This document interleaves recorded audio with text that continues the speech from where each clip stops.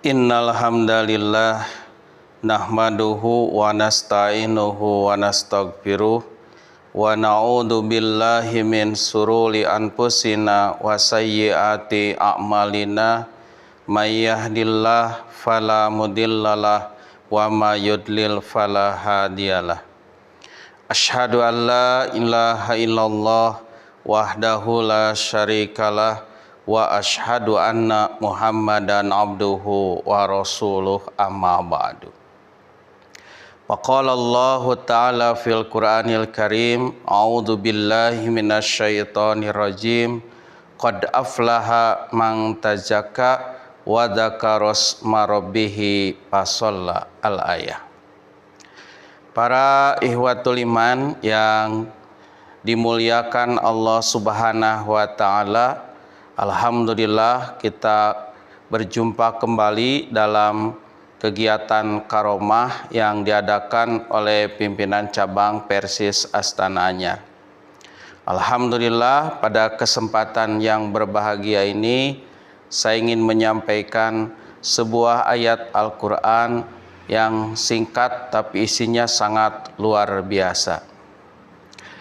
Di ayat itu, yaitu dalam Quran surat Al-A'la, di sana dijelaskan mengenai orang-orang yang sukses, orang yang beruntung. Tentu kita pun berharap ingin mendapatkan kesuksesan, ingin mendapatkan keberuntungan, ingin mendapatkan kebahagiaan. Tapi kebahagiaan, keberuntungan, kesuksesan kita tidak hanya melulu mendapatkan kebahagiaan, kesuksesan di dunia saja, tapi kita ingin mendapatkan kesuksesan, kebahagiaan itu sampai nanti di akhirat kelak. Buat apa kita sukses di dunia tapi tidak sukses di akhirat kelak? Oleh karena itu, maka salah satu doa yang sering kita panjatkan kepada Allah Subhanahu wa taala, yaitu doa yang sudah familiar, yang sudah kita kenal. Doa tersebut, Rabbana atina fid dunya hasanah wa fil akhirati hasanah wa qina adzabannar.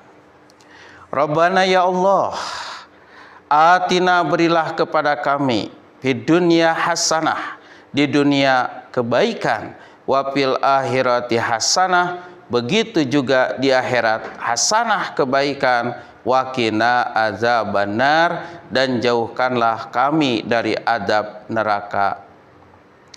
Di ayat itu, di doa tersebut sudah jelas bahwasanya kita ingin mendapatkan hasanah, kebaikan.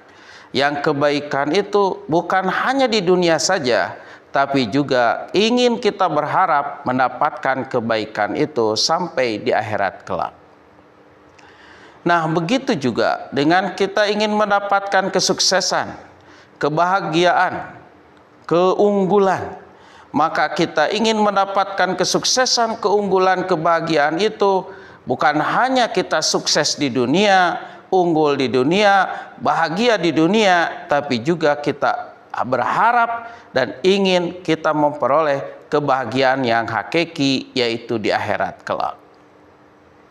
Bagaimana caranya kita akan mendapatkan kebahagiaan? Di dalam Quran surat Al-A'la, sana dijelaskan, qad aflaha man tazakka. Qad aflaha, sungguh beruntung, sungguh sukses, sungguh bahagia. Siapakah yang beruntung, yang sukses, yang bahagia itu? Yang pertama Allah sebutkan, yaitu man tazakka, orang yang membersihkan diri. Membersihkan diri itu yang pertama, yaitu membersihkan diri hubungannya dengan Allah Subhanahu wa taala, yaitu hablum minallah. Membersihkan akidah kita dari perbuatan musyrik, dari perbuatan yang tidak ada dasar dalil dan keterangannya.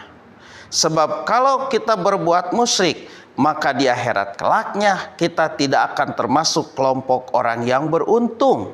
Bahkan balasannya pun juga kita akan mendapatkan balasan neraka. Wa may yusyrik billah faqad haramallahu alaihil jannah wa ma'wahumun nar. Siapa orang yang menyekutukan kepada Allah, faqad haramallahu alaihil jannah, maka Allah sudah haramkan untuknya masuk surga, wa ma'wahumun nar, dan tempat kembalinya adalah di dalam neraka. Bahkan di ayat yang lain Allah Subhanahu wa taala mengancam, la in asyrakta la yahbatanna amaluka wa la takunanna minal khasirin. Jika engkau menyekutukan kepadaku, maka tentu pertama akan hancur lebur seluruh amal, dan di akhirat kelaknya akan termasuk kelompok minal khasirin, orang-orang yang rugi.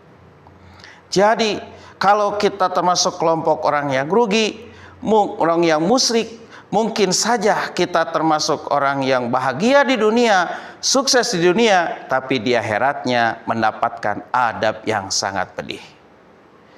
Yang kedua, ikhwatul iman, di ayat itu yang disebut mantajaka adalah orang yang mampu membersihkan diri yang kaitannya dengan Rasulullah Shallallahu Alaihi Wasallam dalam urusan ibadah.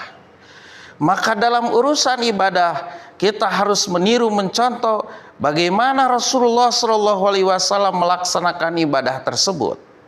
Seluruh praktik kehidupannya, maka kita harus meniru segala aspek yang dilakukan oleh Rasulullah Shallallahu Alaihi Wasallam sebagai bentuk kita ketaatan. Maka Rasulullah mengingatkan kita, man kadzdzaba alayya muta'ammidan falyatabawa maq'adahu minan nar. Siapa orang yang membuat berita bohong tentang aku, falyatabawa maq'adahu minan nar, maka bersiap-siaplah mengambil tempat dalam api neraka. Artinya orang yang berbuat bid'ah, dia mungkin saja sukses di dunianya, mendapatkan keuntungan, mendapatkan kebahagiaan, mendapatkan banyak harta dan itu ini, tapi di akhirat kelaknya falyatabawa maq'adahu minan nar. Dia tidak selamat, tidak sukses di akhiratnya. Yang ketiga, yang disebut dengan mantajaka, itu adalah hubungannya hablum minanas, kaitan dengan manusia. Rasulullah Shallallahu Alaihi Wasallam pun pernah berdialog dengan para sahabat. Salah satu dialog yang pernah disampaikan oleh Rasul bertanya, atadruna manil muflis? Wahai engkau para sahabat, tahukah kamu apa yang disebut dengan muflis, orang yang bangkrut? Maka para sahabat menjawab, al-muflisuna fina, yang disebut dengan muflis menurut kami yaitu orang yang tidak memiliki dirham, tidak memiliki rupiah, dolar, dan harta kekayaan. Dipakai hartanya itu habis untuk menutupi hutang-hutangnya. Seperti itu mungkin apa yang disampaikan oleh sahabat juga akan sama pikiran kita mengenai orang yang muflis atau orang yang bangkrut. Tapi ternyata kata Nabi bahwa yang disebut dengan orang yang muflis, orang yang bangkrut itu yaitu al-muflisuna, orang yang muflis itu manjaa yaumul kiamat, orang yang datang nanti pada hari kiamat, bisodakotin wa jakatin wa saumin, orang yang membawa amalan sodakoh, orang yang membawa amalan solat, orang yang membawa amalan zakat, tapi seluruh amalnya itu habis. Wa qada pahada wasata mahada, dia di dunianya tidak pernah meninggalkan menuduh orang, mencaci maki orang, wa akala haza, memakan harta yang bukan haknya. Maka kebaikan-kebaikannya itu di akhirat kelak akan diberikan kepada orang-orang yang dia sakiti.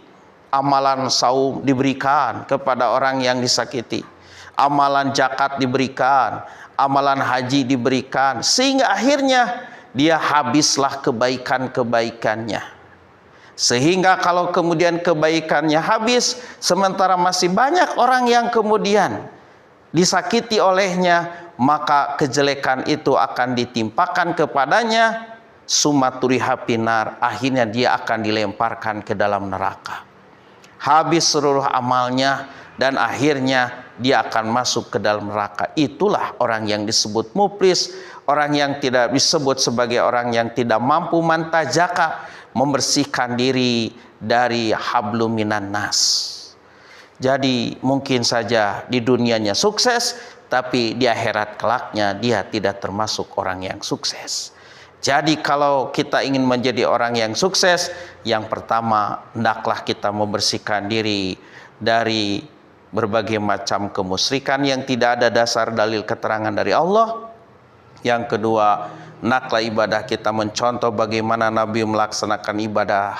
Dan yang ketiga, hendaklah kita baik berhubungan dengan sesama manusia, tidak boleh kemudian menghina, mencaci maki, menuduh orang yang kemudian orang itu bersih, bahkan memakan harta yang bukan hak kita. Nanti di akhirat kelaknya kita akan termasuk orang yang rugi dan orang yang menyesal. Kemudian yang kedua, orang yang beruntung itu di ayat tersebut Allah menjelaskan qad aflaha man tazakka wa dzakara isma rabbih. Yang keduanya, dan orang senantiasa menyebut nama Allah. Menyebut nama Allah itu bukan artinya harus senantiasa menyatakan Allah, Allah, Allah saja. Tetapi yang disebut wa dzakara isma rabbih, menyebut nama Allah itu adalah at-ta'at, yaitu taat melaksanakan perintah Allah. Buat apa kalau kemudian kita menyebut nama Allah, Allah, Allah, sementara sholat tidak, saum tidak, zakat tidak, kita tidak pernah taat melaksanakan perintah dari Allah Subhanahu wa Ta'ala. Oleh karena itu, ketaatan ini sangat penting sekali bagi kita sebagai seorang muslim. Kalau kita berada dalam ketaatan, maka itulah orang yang zikir kepada Allah. Seorang pedagang umpamanya, kemudian dalam dagangnya dia tidak memalsu, mengurangi takaran, kiloan, meteran, dan lain sebagainya, maka itu artinya pedagang yang sedang berzikir kepada Allah. Tapi sebaliknya, kalau kemudian dia seorang pedagang, dalam dagangnya menipu, mengurangi takaran, kiloan, dan lain sebagainya, maka sebenarnya dia sedang tidak berzikir kepada Allah Subhanahu wa Ta'ala, menganggap Allah tidak ada. Bahkan orang-orang yang semacam itu, yang memalsu, menipu, itu semua digolongkan oleh Allah sebagai golongan orang-orang yang mutaffifin. Di dalam Al-Quran pun Allah menyebut, yaitu diantaranya dalam Quran surat Al-Mutaffifin, wailul lil mutaffifin, celakalah bagi orang-orang yang curang. Siapakah mereka orang yang curang? Allazina izaktalu ala nasi yastawpun, yaitu apabila dia memberi takaran dari orang lain masih kurang dan lain sebagainya. Wa idza kaluhum aw wazanuhum yusirun, tapi apabila dia menimbang untuk orang lain, memberi kiloan untuk orang lain, merugikan, dikurangi takarannya, kiloannya, meternya. Ala yazunnu ulaika annahum mab'usun, tidaklah engkau tahu bahwa perbuatan itu nanti akan dibangkitkan, akan diminta pertanggungjawaban. Kapan itu? Liyaumin adzim, pada hari yang sangat agung, yauma yaqumun nasu lirabbil alamin, yaitu hari ketika setiap orang akan berdiri menghadap Allah Subhanahu wa Ta'ala yang mengurus seluruh alam, menunggu putusan dari Allah. Oleh karena itu, maka kalau seorang pedagang yang kemudian dia dalam dagangnya tidak menipu, memalsu, itu artinya dia sedang berzikir kepada Allah Subhanahu wa Ta'ala. Seorang pejabat kemudian dalam melaksanakan tugasnya, dia disertai amanahnya itu, menunaikan amanah dengan sebaik-baiknya, maka tentu dia pun juga termasuk kelompok orang-orang yang beruntung, orang-orang yang sukses. Nah, yang kedua yang disebut dengan orang yang beruntung, orang yang sukses itu wazakaros marobihi, hidupnya senantiasa diwarnai dengan ketaatan kepada Allah Subhanahu wa Ta'ala. Dan yang terakhir, orang yang terkategori beruntung, sukses, unggul dan bahagia di akhiratnya adalah pasola, yaitu orang yang melaksanakan mendirikan sholat. Sebagaimana yang sudah kita ketahui bahwa sholat itu tiangnya agama, as-sholatu imanuddin.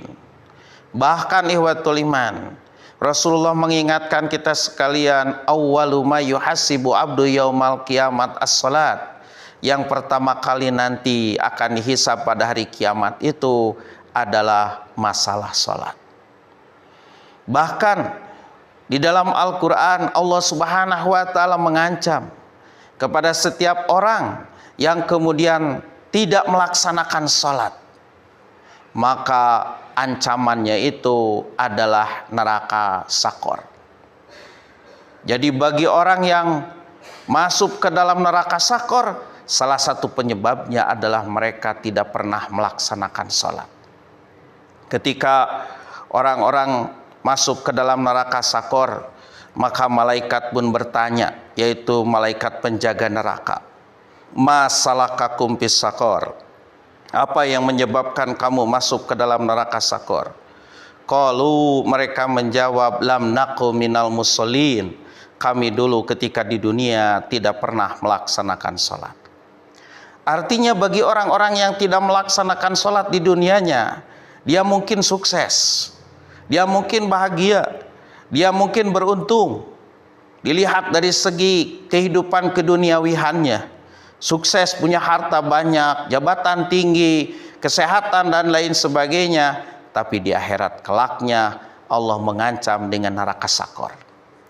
Ini adalah tugas bagi kita sekalian, orang tua kita, untuk mengingatkan anak kita, saudara kita, orang yang kita cintai, besti-besti kita, untuk tidak meninggalkan sholat. Sebab orang yang meninggalkan sholat itu balasannya nanti di akhirat kelak adalah neraka sakor.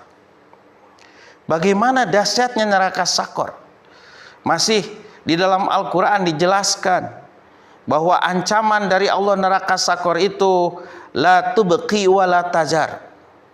Wa ma adraka mas sakor. Apakah kamu tahu apa neraka sakor itu? La tubqi wa la tadar, yang tidak meninggalkan daging dan tidak akan kemudian meninggalkan tulang. Sama sekali akan hancur lebur tulang kita, hancur lebur badan kita kalau kita masuk ke dalam neraka sakor. Nauzubillahi min dzalik.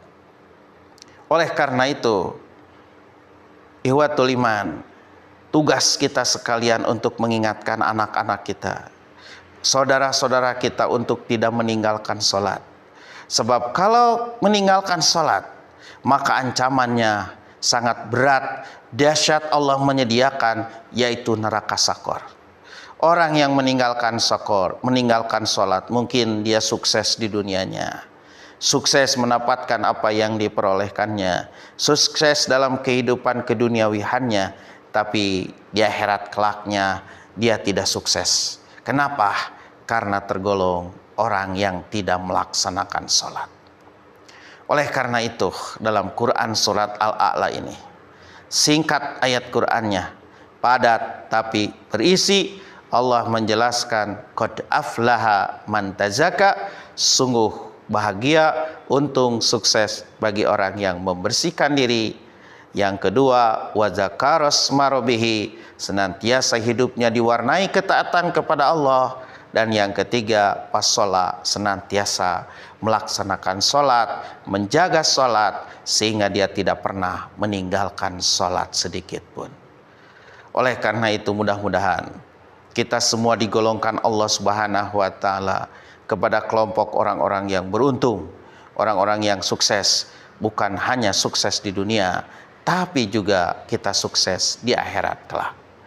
Mudah-mudahan apa yang saya sampaikan menjadi pengingat dan menjadikan peringatan bagi kita sekalian untuk senantiasa mawas diri, dan kita mampu untuk meningkatkan kualitas ilmu, kualitas iman, dan kualitas amal soleh kita sekalian.